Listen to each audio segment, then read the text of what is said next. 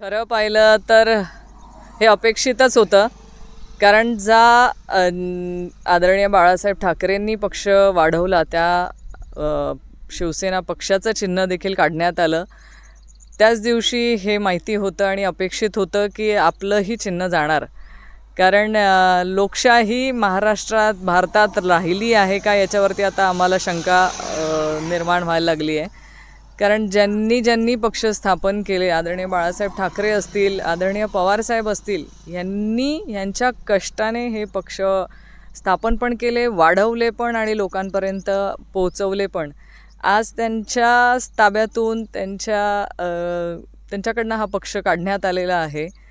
पण आमचे आदरणीय पवारसाहेब हे एकमेव आमच्याकडे अशी ताकद आहे की त्यांनी आधी पण शून्यातून विश्व निर्माण केलं होतं आणि आत्ताही ते शून्यातून विश्व निर्माण करतील हा आम्हाला प्रत्येकाला विश्वास आहे। आणि आमच्यासाठी आदरणीय पवारसाहेब हे महत्त्वाचे आहेत आणि ते आमच्यासोबत आहे, त्याच्यामुळे आम्ही लढेंगे भी और जीतेंगे भी आहेच। आधीपासून आदरणीय सुप्रियाताई सुळे यांनी आधीच सांगितलं की ह्या सगळ्या महाराष्ट्रातल्या ज्या घडामोडी होत आहेत त्याच्यामागे एक अदृश्य शक्ती आहे आणि ती अदृश्य शक्तीच ह्या सगळ्या गोष्टी करवून घेते आहे।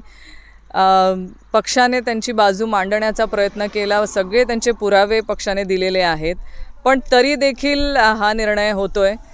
पण जनता हे सगळं बघते आहे आणि जनतेमध्ये जो असंतोष या सगळ्या गोष्टींमधून निर्माण होतोय आहे, येत्या कालखंडामध्ये हा असंतोष नक्कीच मतदानाच्या रूपाने बाहेर येईल। कारण शेवटी जन्म देणाऱ्या बापाचं नाव लागलं पाहिजे आणि जन्म देणाऱ्या बापाचाच पक्ष असायला हवा।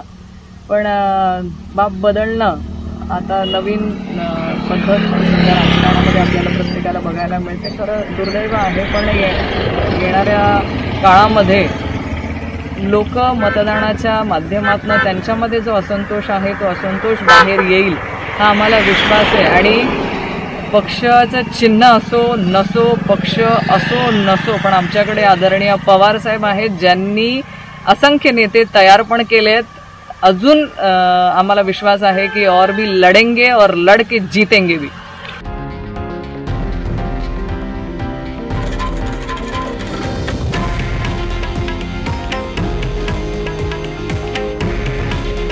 हे आहे देशातील नंबर 1 न्यूज नेटवर्क आणि आपण पाहत आहात TV9 मराठी।